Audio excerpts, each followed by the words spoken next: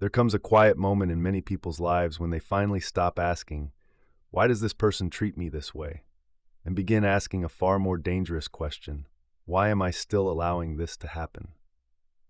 That moment does not arrive with fireworks or dramatic realizations. It often arrives in exhaustion, in emotional numbness, in the slow realization that you have been negotiating your dignity for far too long. You replay conversations in your mind, searching for the sentence that might finally make the narcissist understand you. You analyze your tone, your timing, your patience, your compassion, wondering what you could have done better. But deep down, something inside you already knows the truth. This was never a misunderstanding. It was a pattern. Narcissistic dynamics are rarely obvious at the beginning. They feel intoxicating, magnetic, intense. You feel seen, admired, needed, chosen. The attention feels like oxygen. The connection feels rare. The chemistry feels cosmic. But slowly, almost invisibly, the atmosphere changes. Compliments become comparison, support becomes conditional, affection becomes currency. You begin adjusting yourself in subtle ways, your words, your opinions, your emotions, your boundaries, just to keep the peace, just to avoid triggering another emotional storm. You may not even notice when you stop being fully yourself.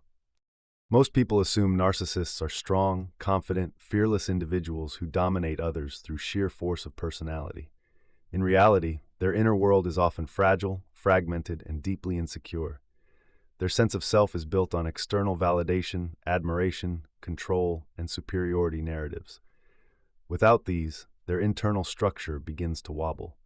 This is why they are hypersensitive to criticism, obsessed with image, addicted to attention, and intolerant of emotional equality. They do not regulate themselves internally. They regulate themselves through other people's reactions. This is where most people unknowingly hand over their power. They become the emotional regulator for someone who refuses to regulate themselves.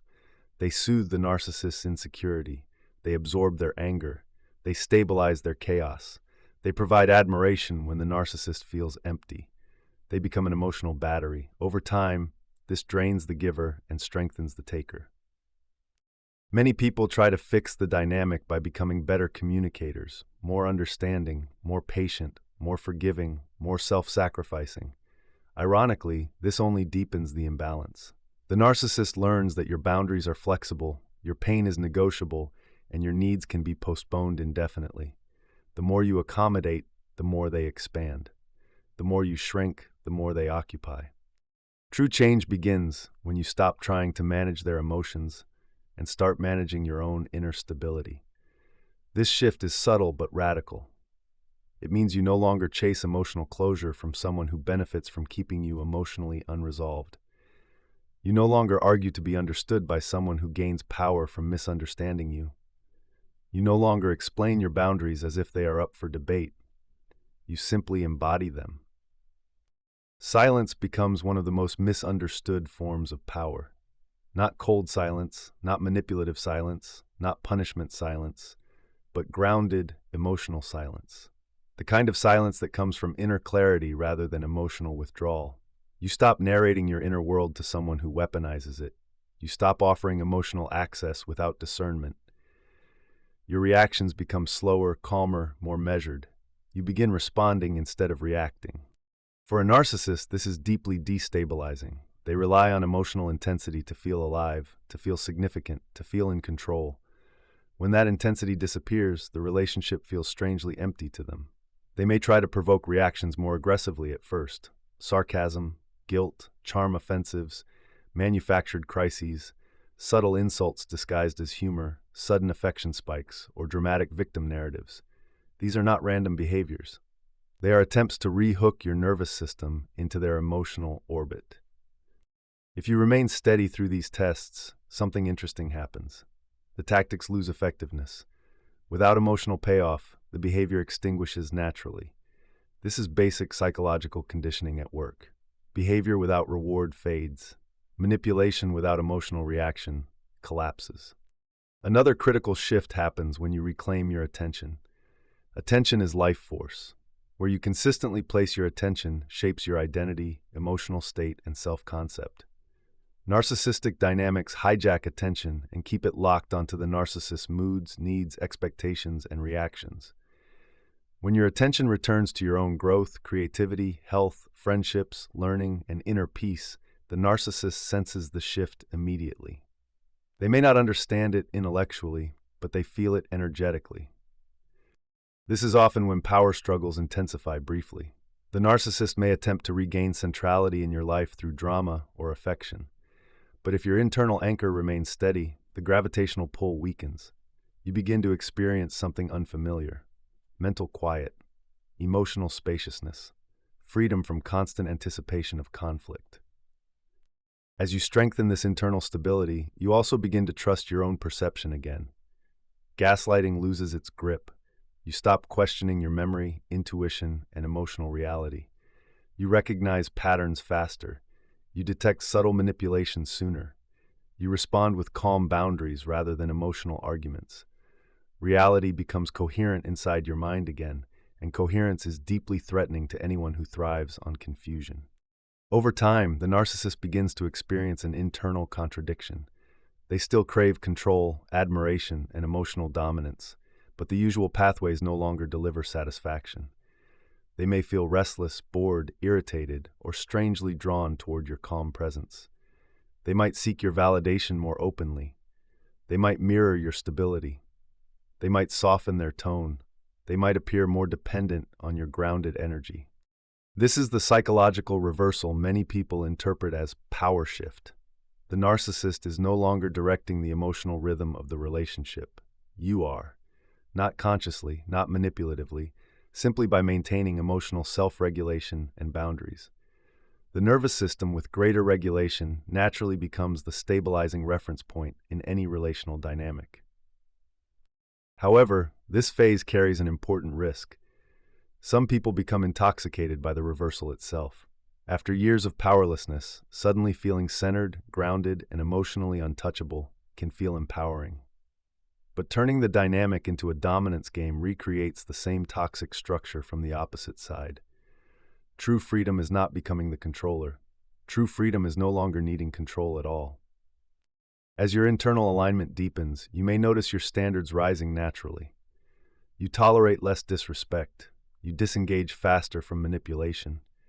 You invest less emotional energy in dysfunctional cycles.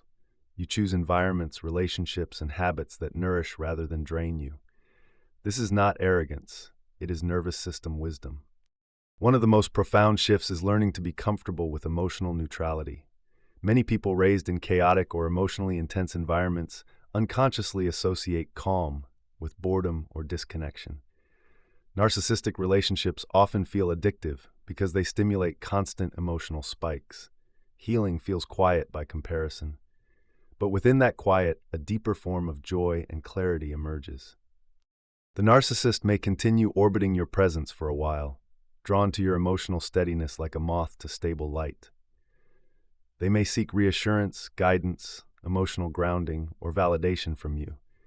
This dependency is not healthy, but it reveals the true nature of their internal emptiness.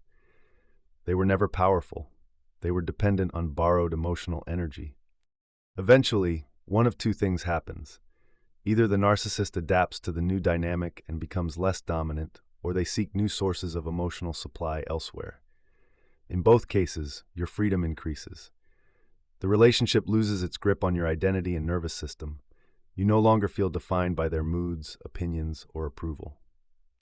The deeper victory is internal sovereignty. You become emotionally self-sustaining.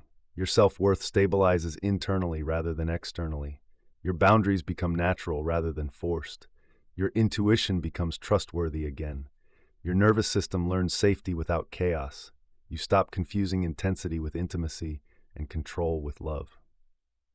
At this point, the metaphor of enslavement dissolves into something more mature and truthful. The narcissist is not enslaved to you. They are exposed. Their illusions of dominance collapse. Their psychological leverage evaporates. What remains is simply another human being with unresolved wounds, limitations, and insecurities.